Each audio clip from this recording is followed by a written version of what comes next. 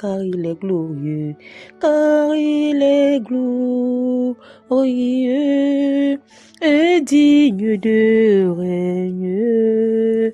L'agneau est souverain.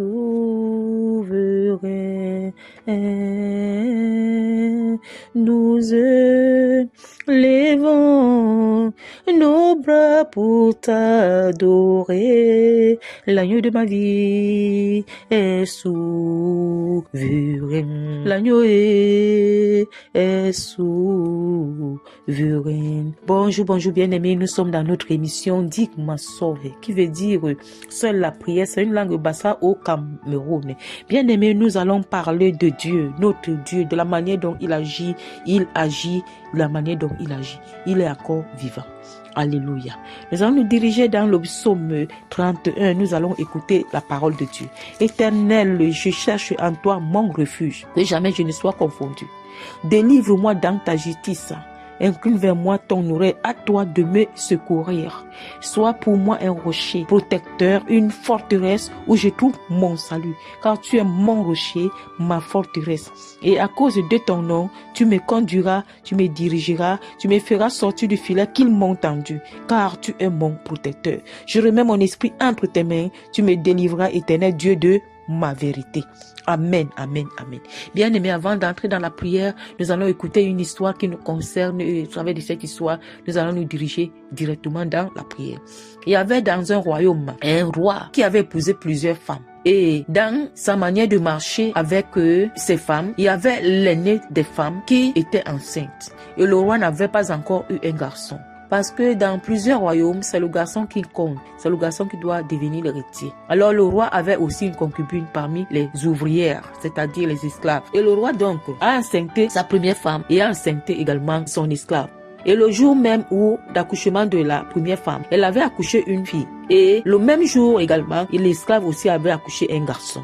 Donc, le roi maintenant, il ordonne à ses sujets de prendre ce bébé fille, d'aller la jeter dans la forêt.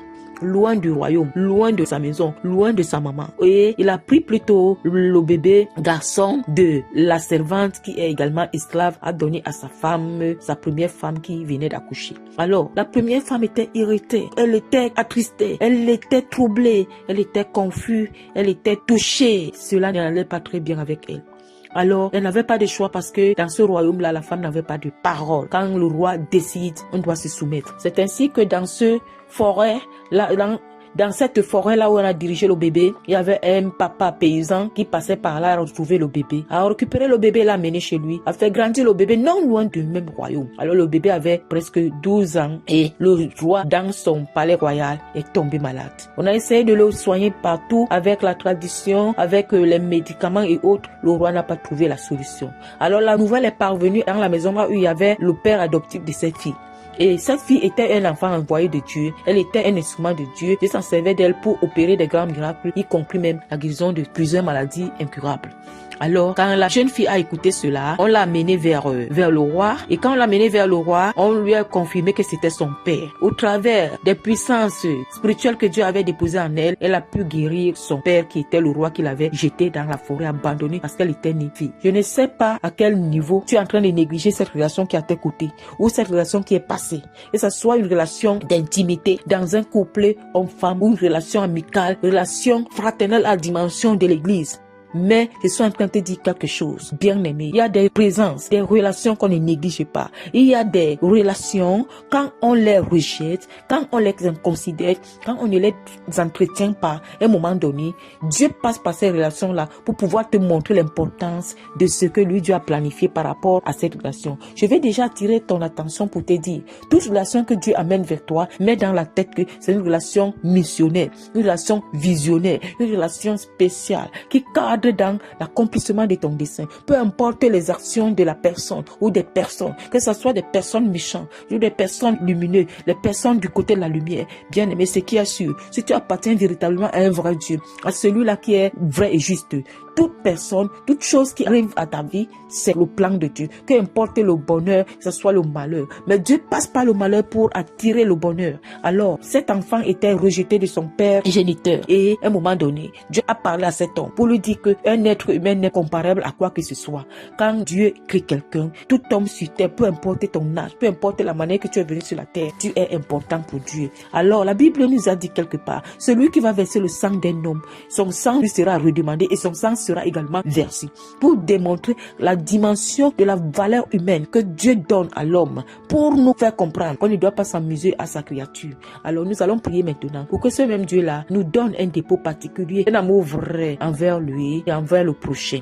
Nous sommes dans la prière. Père, au travers de cette histoire, je te dis merci pour moi, pour mon frère, ma soeur. Au travers de cette histoire où tu as déposé en nous un nouveau cœur, un cœur qui reflète l'image de Jésus-Christ, qui nous donne les capacités d'aimer nos prochains comme nous-mêmes et de t'aimer véritablement. Pendant que nous sommes à cette stature-là, Père, nous savons qu'il y a des choses que nous ne pouvons pas faire à notre prochain parce que nous ne les voudrons pas dans notre vie. Nous savons que tu nous as donné la grâce disponible à toute personne, homme, femme sur la terre. Quand nous sommes appuyés sur cette grâce-là, nous devenons des personnes qui reflètent l'image de Jésus. Alors, bien-aimés, en ce moment, que cet état-là soit bâti en nous. Un renouvellement de toutes choses dans notre cœur, dans notre corps, âme, esprit. La manière particulière de regarder les choses selon Dieu. La manière spéciale de comprendre les choses selon Dieu. La manière spéciale d'agir dans chaque situation selon le plan que Dieu a fait pour cette situation qui nous présente. Que nous soyons en ce moment abandonnés à Dieu, consacrés à lui, dédiés à lui d'une manière générale, et que notre position nous favorise dans tous les sens de la vie, et que notre atmosphère soit bâtie dans la grâce et les faveurs divines, pour que des choses qui viennent vers nous, que Dieu nous active l'esprit de discernement qui est basé dans son amour véritable, afin que nous ne ratons pas les bonnes opportunités, mais que nous les gérons avec la gloire de Dieu et dans la gloire de Dieu. Béni soit l'Éternel notre Dieu, le Dieu de paix et de joie. Merci Seigneur pour ce que tu viens de faire. Ce qu'on avait gâté hier, tu viens de réparer, tu viens de nous établir et de nous régénérer. Reçois la gloire encore. Je sais les ossements de cette prière dans ma vie, dans ta vie, dans le sang de l'agneau, ainsi soit-il. Amen, amen, amen. Bien, nous sommes à la fin de notre émission. Dis ma soeur qui veut dire en langue bassa au Cameroun, seule la prière. Que toute la gloire revienne à notre Père Céleste dans les ossements de cette prière. Et que pendant que Dieu nous a bénis, nous a transformés en source de bénédiction, que l'orgueil disparaît dans notre cœur. Nous devenons humbles. Humbles dans nos regards, humbles dans notre manière de penser les choses, humbles dans notre manière d'agir, humbles dans tous les sens, et que nous devenons véritablement humbles. Et que cette humilité-là devienne une nature première pour notre vie, afin que tout la gloire vienne à notre Père Céleste. Soyons encore bénis, que la lumière de Dieu nous accompagne, surtout les grâces et les faveurs divines demeurent avec nous éternellement. Alléluia, alléluia, alléluia. Gloire à Jésus-Christ.